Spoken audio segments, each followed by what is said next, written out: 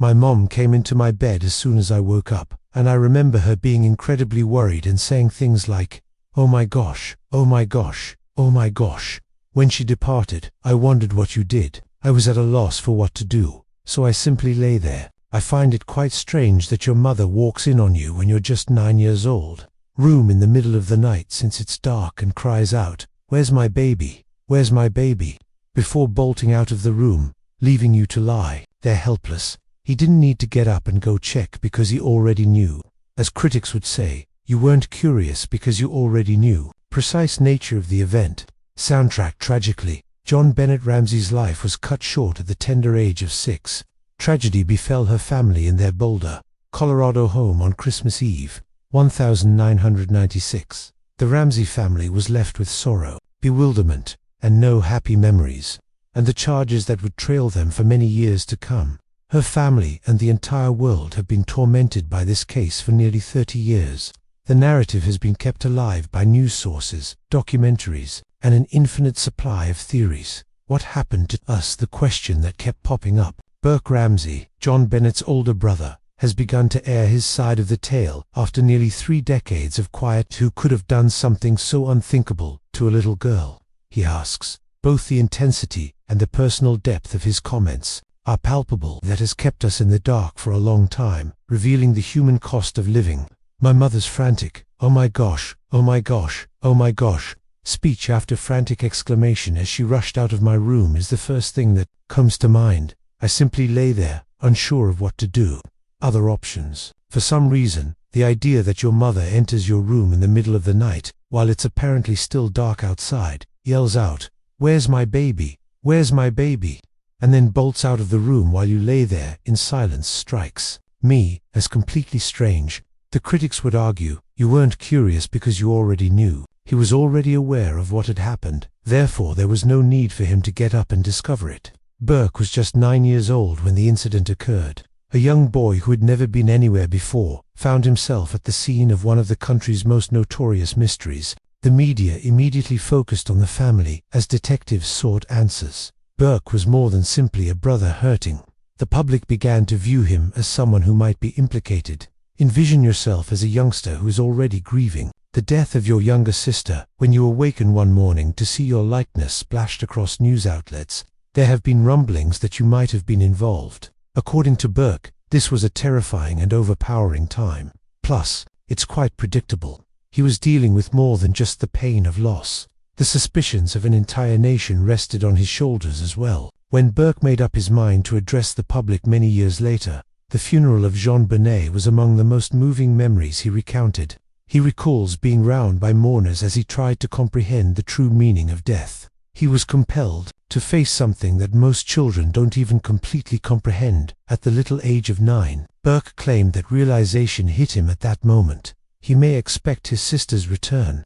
Everything he had ever known, the vibrant little girl, the pageant gowns, the crowns, was abruptly and irretrievably lost. He carried that recollection with him throughout his life, and it influenced his perspective on the case in particular. The ransom added further uncertainty. Abandoned message at the Ramsey residence. John Ramsey, Burke's father, had just gotten a bonus for his job, and the amount it demanded was identical to that. Concerns were quickly raised by this detail. How could an unknown person know? The investigators pondered. Was it that person? Was it a family member or friend? Was the message part of a staged cover-up? The note was extremely lengthy and brimming with dramatic language, as if someone were attempting to plagiarize it from a movie. The ransom note is perhaps one of the most mysterious and troubling pieces of evidence related to the case. People naturally wanted to know what Burke might have heard or seen, since he had been in the residence that night. Burke disputed the rumors wholeheartedly when confronted with them years later. According to him, he was in bed in his room, partially aware of the sounds coming from the rest of the home. Even though he was bewildered and terrified, he maintained he had never hurt his sister, just like any youngster. But several viewers of his subsequent interviews saw that Burke smiled at strange times, leading to even more conjecture. Those smiles were probably frightened reactions, not indications of guilt, according to body language specialists. It was understandable for a man remembering his childhood's worst night to smile nervously. Everything about the investigation was chaotic. a number of products, including there were obvious gaps in the evidence.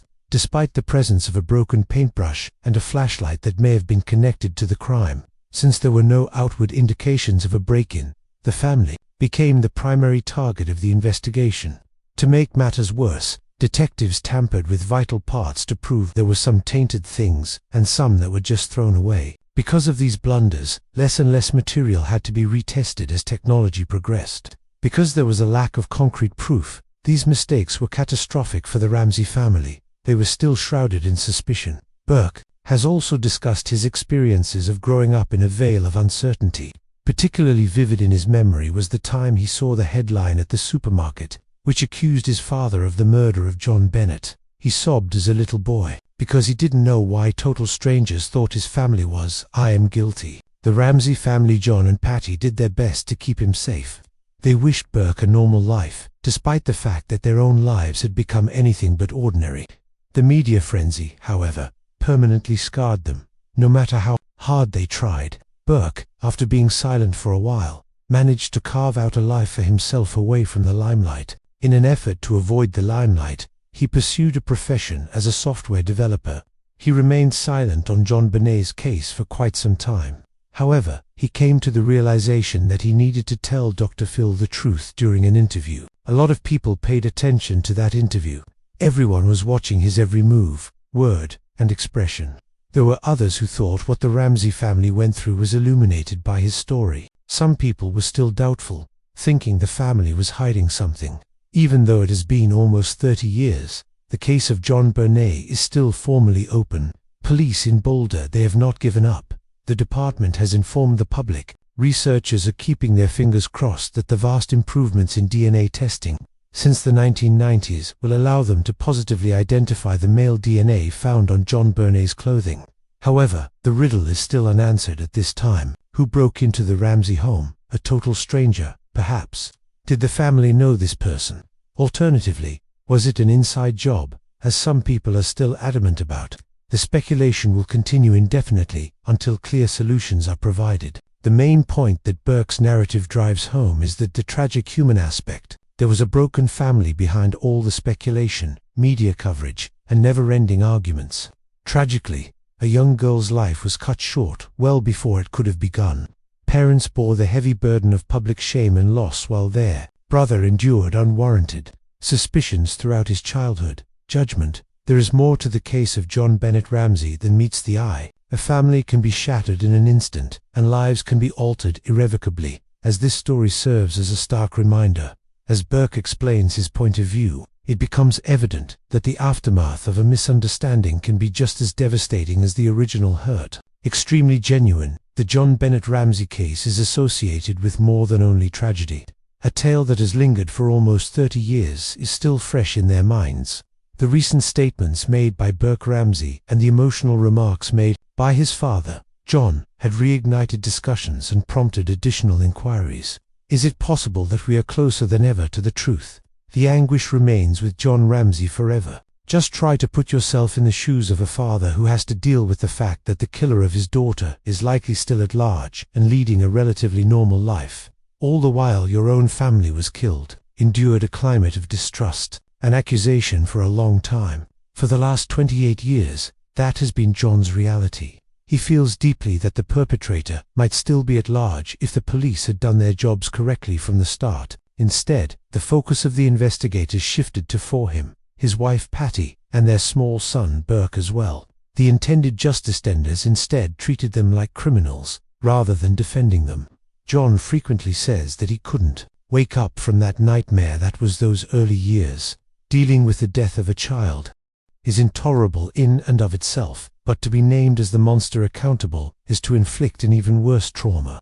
Attempting to grieve while simultaneously defending his family's reputation was a draining experience. He recalls, isolation followed. Instead of comfort, close friends and family murmured, articles made accusations, and talk programs made speculation. It wasn't considered a family mourning with the Ramseys. In the court of public opinion, they were viewed as potential suspects, and according to John, those initial blunders ended up costing them a lot.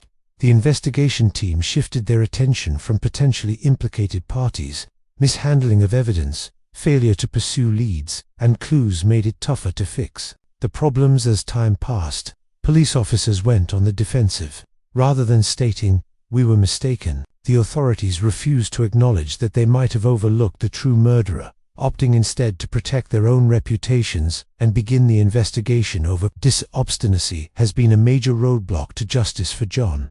Everyone felt the effects. The burden of the accusations was heavy on JonBenet's mother, Patty Ramsey. She never found the closure she sought after learning who had wronged her daughter before she died of cancer in 2006. John frequently brings up how the weight of public attention and her sadness affected her.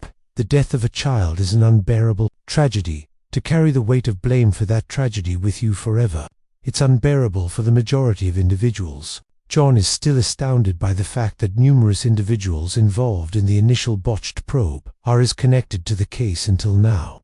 The lack of a complete overhaul utilizing current forensic technologies, investigators, and eyes begs the question, why? He gets the impression that power is more important than truth, and that people in control would prefer to maintain their position than admit how disastrous their decisions were. First step: life was intolerable due to more than simply law enforcement.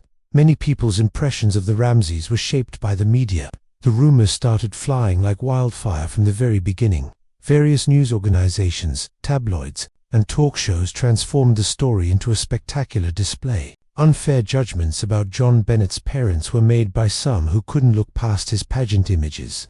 Because of this, the plot became centered around controversy and drama rather than truth and fairness. It became extremely difficult, if not impossible, for once the media narrative took hold to free the Ramseys from its clutches. But John refuses to let go of hope, despite the overwhelming grief and disappointment he has experienced. Science, in his view, is a powerful force. From its inception in the 1990s, DNA technology has progressed in ways that no one could have predicted. In other cold cases around the nation, what appeared to be an insurmountable feat such as identifying a murderer from the most minute of samples has now been solved.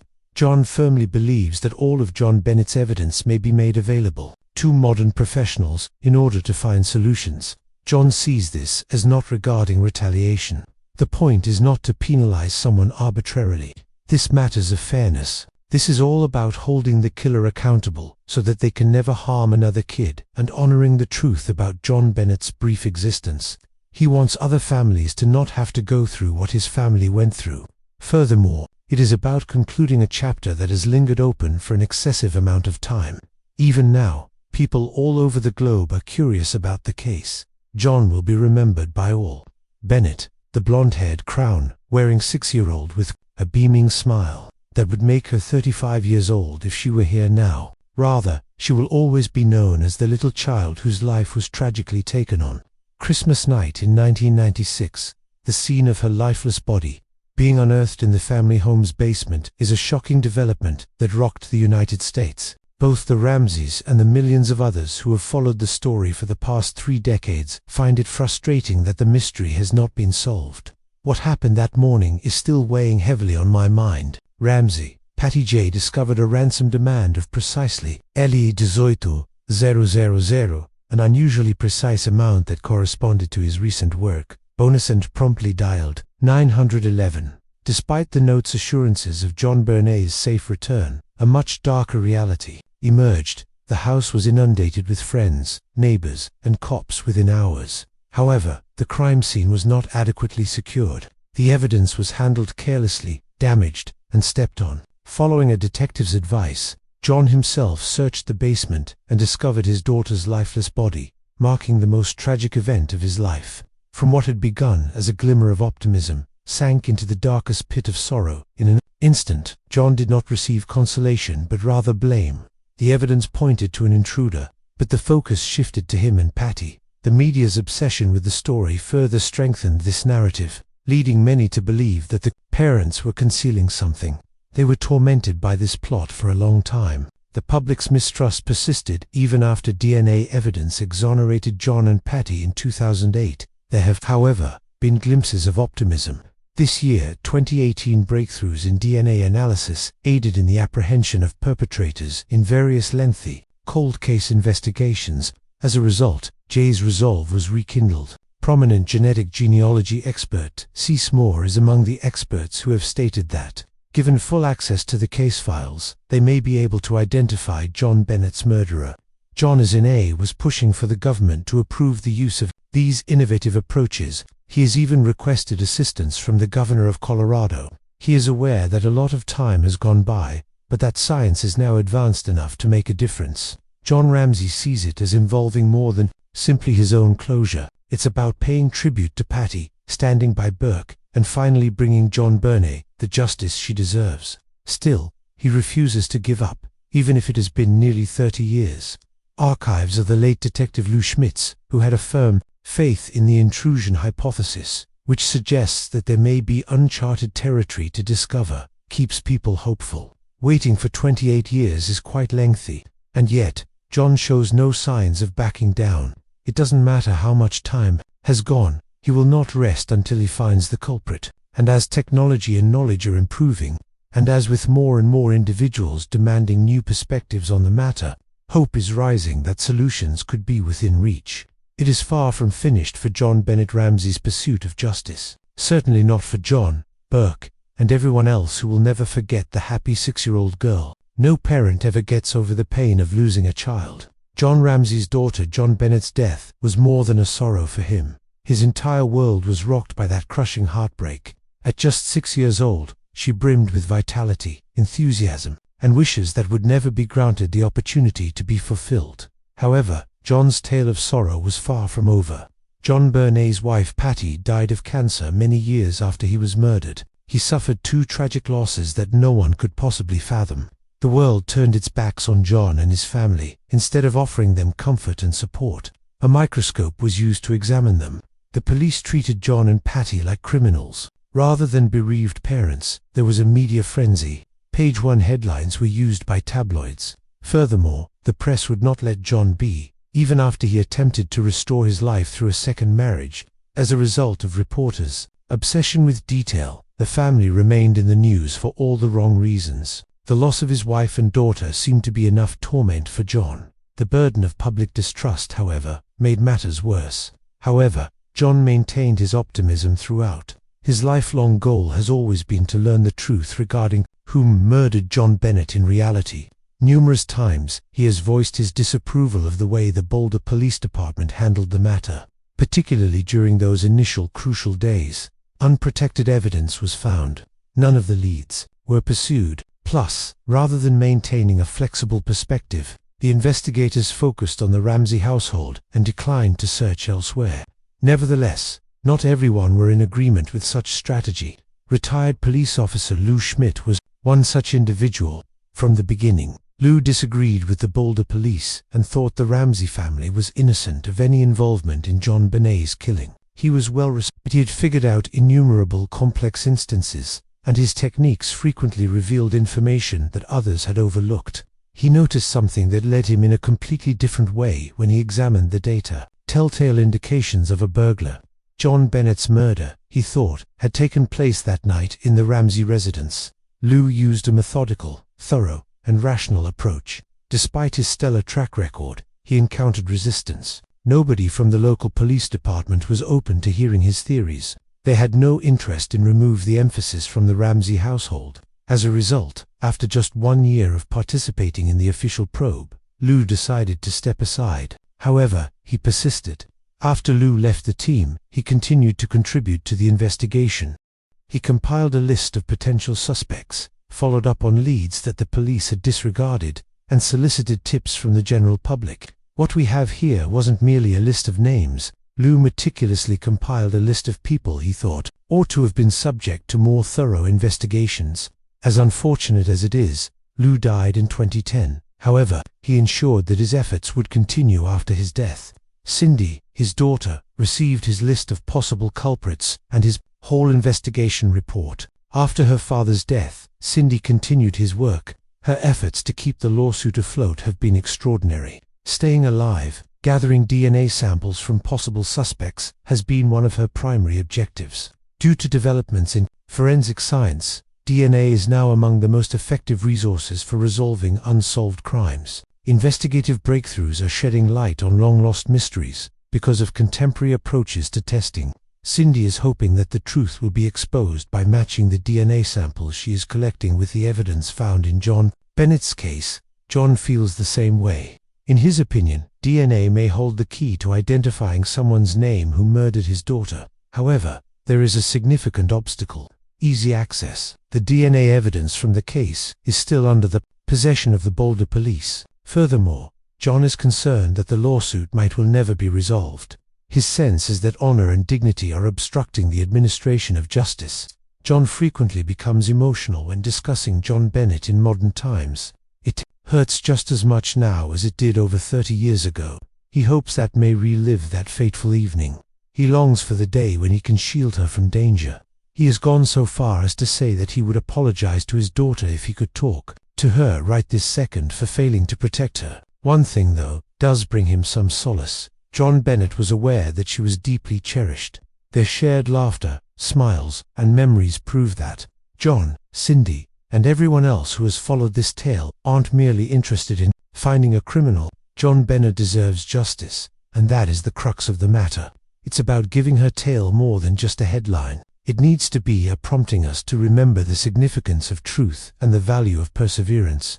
We can't help but think about the burden John has endured as we consider this tragic instance, becoming a suspect rather than a victim, losing a child and a wife, and having to deal with an unending case. Shadow are all devastating experiences. Still, he keeps trying to find answers, keeps trusting that the truth will emerge, and keeps pushing forward regardless of the obstacles. What are your thoughts on Burke's recent remarks? Then, is it possible that cutting-edge DNA technology could solve the mystery at last? How about you? To heed your advice, put them down in the space provided. Also, if you found this article interesting, please consider subscribing to our channel so we can bring you more in-depth analyses of stories like this one. To make sure you never miss a post, be sure to enable notifications. A revision: The pursuit of justice in the case of JonBenet Ramsey continues. There is hope that the riddle that has plagued America for over 3 decades may be answered one day, thanks to individuals like John and Cindy.